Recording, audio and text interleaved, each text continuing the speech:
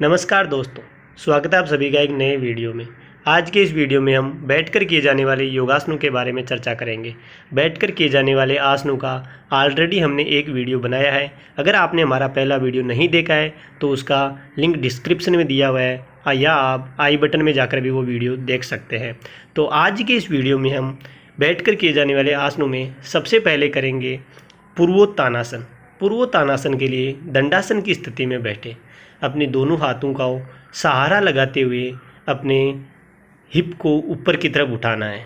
आपके दोनों पंजे धरातल को छूते हुए और आपका शरीर का आकार एक ब्रिज के जैसे हो जाएगा। पूर्वोत्तानासन पश्चिमोत्तानासन का उल्टा आसन है। अगर हम पश्चिमोत्तानासन करते हैं तो हमें पूर्वोत्तानासन भी करना चाहिए। धीरे धीरे अपने हिप को नीचे लेकर आएं। दंडासन की स्थिति में आराम करें। इस आसन को एक बार फिर से दोहराएंगे। अपने दोनों हाथों का सहारा लगाते हुए अपने हिप को ऊपर की तरफ उठाना है। आसन के अंतिम अवस्था में सांस की प्रक्रिया को लगातार कंटिन्यू रखेंगे। अपने हेड को पीछे की तरफ ड्रॉप करके रखना है। फाइनल पोज में थोड़े समय के लिए बने रहेंगे। यह आसन करने से आपकी छाती और कमर ब्लिस्ट होती है। धीरे धीरे अपने हिप को नीचे लेकर आएं। दंडासन की स्थिति में थोड़े समय के लिए रिलैक्स करें। आकर्ण धनुरासन करने के लिए दंडासन की स्थिति में बैठें। उसके बाद अपने दोनों हाथों से अपने दोनों पाँव के पंजों को पकड़ें। एक पाँव को सीधा रखते हुए दूसरे पाँव के घुटने को मोड़कर आपके पंजे को आपके गाल या आपके कान के पास में लेके जाना है।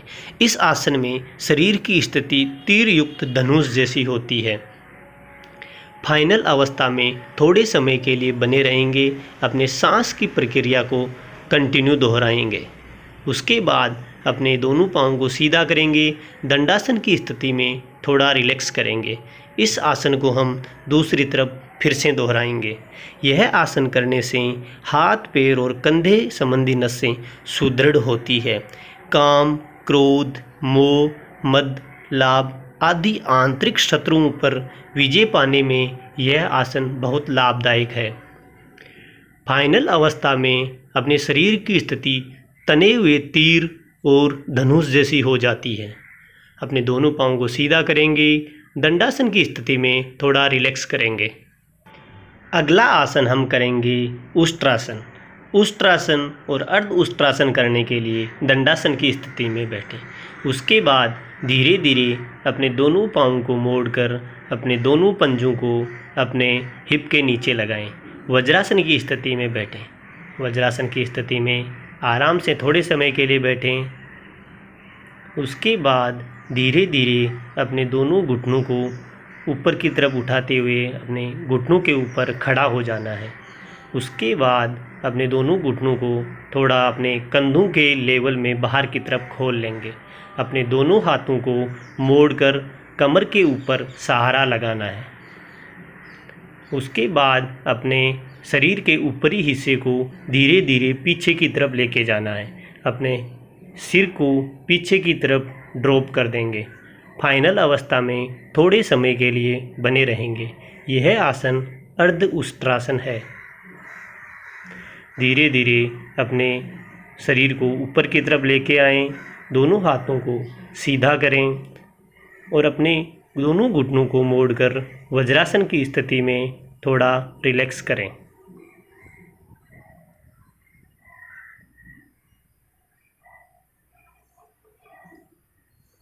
उसके बाद पूर्ण उष्ट्रासन करने के लिए अपने दोनों घुटनों के ऊपर फिर से खड़े हो जाएं। अपने दोनों हाथों को लंबा गहरा सांस लेते हुए ऊपर की तरफ उठाना है और अपने दोनों हाथों से अपनी एड़ी को पकड़ के रखना है। अपने शरीर के ऊपरी हिस्से को पूर्णतया पीछे की तरफ मोड़ना है। आपका सिर पीछे की तरफ ड्रॉप करके रखना है। फाइनल अवस्था में थोड़े समय के लिए बने रहेंगे। यह आसन करने से दमा, टीबी, छाती, फेफड़ों और हृदय संबंधी व्याधियों को कम करने के लिए अति उत्तम आसन है। इस आसन में शरीर की स्थिति एक ऊंट जैसी होती है, अतः इसे उष्ट्रासन कहा जाता है। वज्रासन की स्थिति में बैठकर रिलैक्स करें। अगला आसन हम करेंगे मार्जरी आसन। मार्जरी आसन करने के लिए वज्रासन की स्थिति में बैठें। उसके बाद अपने दोनों पाँव को थोड़ा पीछे की तरफ लेके जाएं। लंबा गहरा सांस लेते हुए अपनी पीठ को ऊपर की तरफ उठाएं। अपने पेट को, अपने फेफड़ों को अंदर की तरफ खींचें। इस आसन में शरीर की स्थिति बैठी हुई बिल्ली की तरह होती है। धीरे धीरे सांस को छोड़ते हुए अपनी पीठ को ढीला छोड़ें और अपनी गर्दन को ऊपर की तरफ उठाएं। यह आसन करने से कमर दर्द में राहत मिलती है, रीढ़ की हड्डी चुस्त होती है, नितंबों और पीठ की चर्बी को कम करने में यह आसन बहुत फ़ायदेमंद है। इस आसन को हम 4 से 5 बार दोहराएंगे। इसमें अपने थाई और अपने काप के बीच में 90 डिग्री का एंगल रहेगा। लंबा गहरा सांस खींचते हुए अपनी पीठ को ऊपर उठाएंगे। सांस को छोड़ते हुए अपनी कमर को ढीला छोड़कर अपने सिर को ऊपर की तरफ उठाएंगे। उसके बाद अपने दोनों पाँवों को आगे की तरफ लाकर वज्रासन की स्थिति में बैठकर आराम करेंगे। अगला आसन हम करेंगे मयूरासन। मयूरासन करने के लिए वज्रासन की स्थिति में बैठें। उसके बाद अपने दोनों हाथों को थोड़ा सा आगे की तरफ लगाएंगे। अपने दोनों पाँव को थोड़ा सा पीछे की तरफ लेके जाएंगे। अपने दोनों हाथों की उंगलियां अपने दोनों पंजों की तरफ रहेगी। अपने दोनों कोहनी का सहारा अपने पेट के ऊपर लगाना है और धीरे धीरे अपने लोअर बॉडी को अपर बॉडी के सहारे ऊपर की तरफ उठाना है। फाइनल अवस्था में थोड़े समय के लिए बने रहेंगे। इस आसन में शरीर की स्थिति मोर के जैसे हो जाती है। धीरे धीरे अपने दोनों पाँवों को नीचे लेकर आएंगे। अपने दोनों पाँवों को मोड़कर वज्रासन की स्थिति में थोड़े समय के लिए रिलैक्स करेंगे। इस आसन को दोबारा दोहराने के लिए अपने दोनों हाथों को फिर से थोड़ा आगे की तरफ लगाएंगे। अपने दोनों हाथों की उंगलियां अपने पंजों की तरफ रहेगी। इस आसन को करने से आंतों और जीर्ण कोष को बल मिलता है। कलाई और कंधे बलिष्ठ होते हैं। अपने अपर बॉडी से थोड़ा सा सहारा लगाते हुए हमें लोअर बॉडी को अपने अपर बॉडी के पैरेलल या उससे थोड़ा सा ऊपर की तरफ उठाना है। इसमें शरीर की स्थिति एक मोर के जैसे हो जाती है। धीरे धीरे अपने दोनों पाँवों को नीचे लेकर आएंगे। अपने घुटनों को मोड़कर वज्रासन की स्थिति में आराम से बैठ जाएंगे। अगला आसन हम करेंगे गोमुखासन। गोमुखासन करने के लिए वज्रासन की स्थिति में बैठें। उसके बाद अपने एक पाँव को दूसरे पाँव के ऊपर से घुमाते हुए अपने दोनों घुटनों को एक दूसरे के ऊपर रखना है और अपने दोनों नितंबों के नीचे अपने एक पाँव के पंजे को लगाना है। इसमें अपने दोनों घुटनों की स्थिति गाय के मुँह के जैसी हो जाती है, इसलिए इसे गोमुखासन कहा जाता है। लंबा गहरा सांस लेते हुए अपने दोनों हाथों को आपस में पीठ के पीछे की तरफ पकड़ना है। आपका हेड आपके ऊपर के हाथ के एल्बो के पास में रिलैक्स करेगा। यह आसन करने से आपके पेट के अवयवों, पेट की नसों, रीढ़ की हड्डी मजबूत होती है। इस आसन में थोड़े समय के लिए बने रहेंगे। उसके बाद अपने दोनों हाथों को सामने की तरफ लेके आएंगे। अपने ऊपर वाले पाँव को पीछे की तरफ मोड़कर वज्रासन की स्थिति में थोड़े समय के लिए रिलैक्स करेंगे। इस आसन को दूसरी तरफ दोहराने के लिए अपने दूसरे पाँव को अपने पहले वाले पाँव के ऊपर से दूसरी तरफ लेके जाना है। आपके नितंब आपके नीचे वाले पाँव के पंजे के ऊपर आरामदायक स्थिति में रहेंगे। अपने दोनों हाथों को पीछे की तरफ ले जाते हुए अपने दोनों हाथों को आपस में पकड़ना है।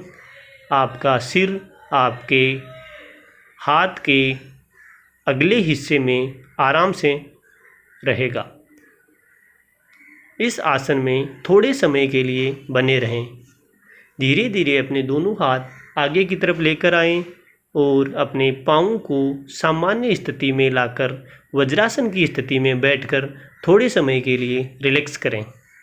अगला आसन हम करेंगे विस्तृत पाद हस्तासन या आकर्ण पाद हस्तासन। विस्तृत पाद हस्तासन करने के लिए अपने दोनों पाँवों को दंडासन की स्थिति से बाहर की तरफ खोलें। लंबा गहरा सांस लेते हुए अपने दोनों हाथों को ऊपर की तरफ उठाएं। सांस को छोड़ते हुए सामने की तरफ झुकना है। अपने ललाट को धरातल पर लगाएं। आपके दोनों हाथ सामने की तरफ रहेंगे, आपके हथेली धरातल को छूती हुई। फाइनल अवस्था में थोड़े समय के लिए बने रहेंगे। यह आसन करने से आपके जांघों और पिंडली की नसें मजबूत होती है तथा उनकी कार्य क्षमता में अच्छा सुधार होता है। धीरे धीरे अपने दोनों हाथों को ऊपर की तरफ उठाकर साइड में आरामदायक स्थिति में रखेंगे।